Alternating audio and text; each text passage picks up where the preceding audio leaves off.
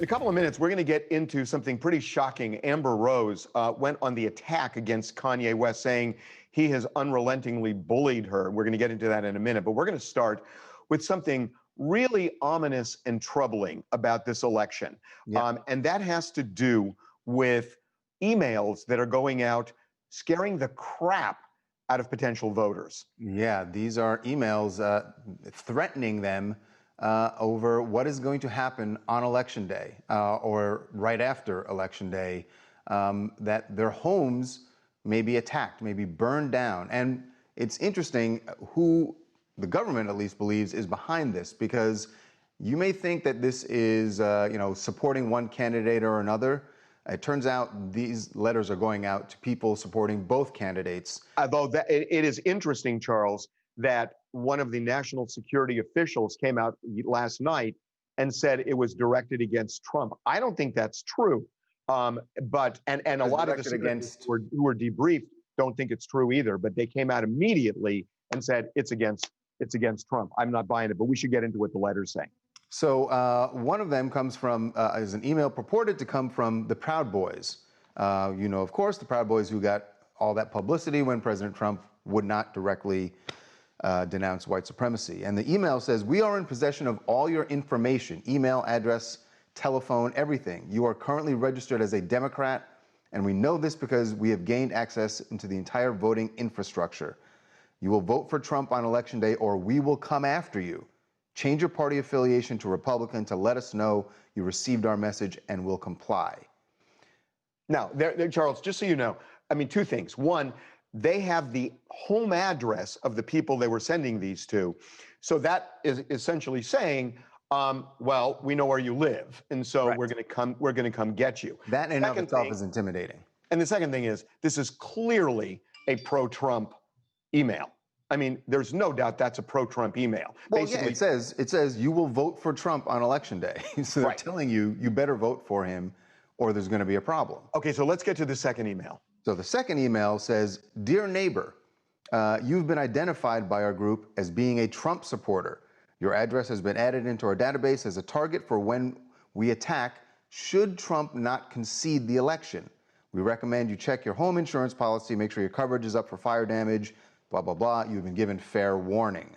And they even mentioned civil war. Always remember that it was you that started this civil war. So I would argue on this one, Charles, that this is also pro-Trump, and I'll tell you why. Because I think what they're saying is the only way to avoid civil war really is to vote for Donald Trump, because then there won't be this unrest after the election if he refuses to go. I mean, I think you can interpret it that way. You could, but they didn't. I mean, they never says go vote for Trump. Whereas the other one said you should go vote for Trump.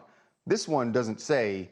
It's acknowledging that it's already acknowledging that you are someone who's going to vote for Trump, and we're going to attack you for it. Now, in terms of how, there's apparently the Russians and the Iranians are behind some of these.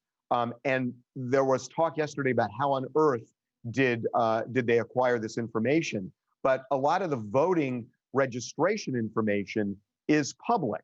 Although you should know that all that stuff at the beginning in that first email, nobody knows who you voted for other than you. And if you choose to tell no one, no one's going to know. So you should just know that going in, that the scare tactic is bogus because your vote is secret. So that's number one. But I got to say that this is, a precursor to what on earth are they planning as we get closer to the election and on Election Day? Is there something they're planning that is going to throw this election into chaos? Right. Well, I mean, look, if you have all the citizens on edge now, that's the recipe for chaos. You have many people who are using things like this and these tactics to fuel the reason why not only they're getting out early in voting, but they're pushing their community, their family, their friends that they're talking to daily on the phone, because they see how if people are taking their time to do things like this election is so important. And they're saying, you know what?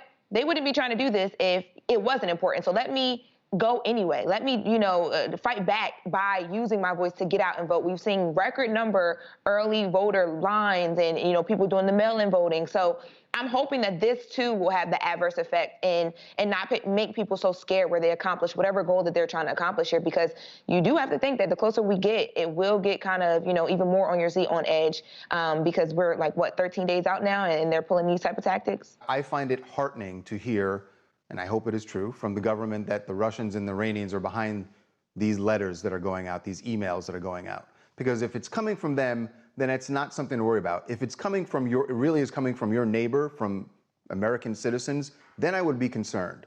So I think we should take heart that this is not something coming from your neighbor, and let's all try to stay calm and realize that I hope there is not going to be any violence around the election. Felicia in Baltimore. Hey, look, it's 2020 and we live in a democracy. That means I get a vote and you get a vote. What we cannot do is impede on anyone else's right to vote. That's not very American now, is it? See you at the polls. Not very American, but there are people said. who are trying to stop people from voting. It is just. I love what she just said. That's what we should all be embracing.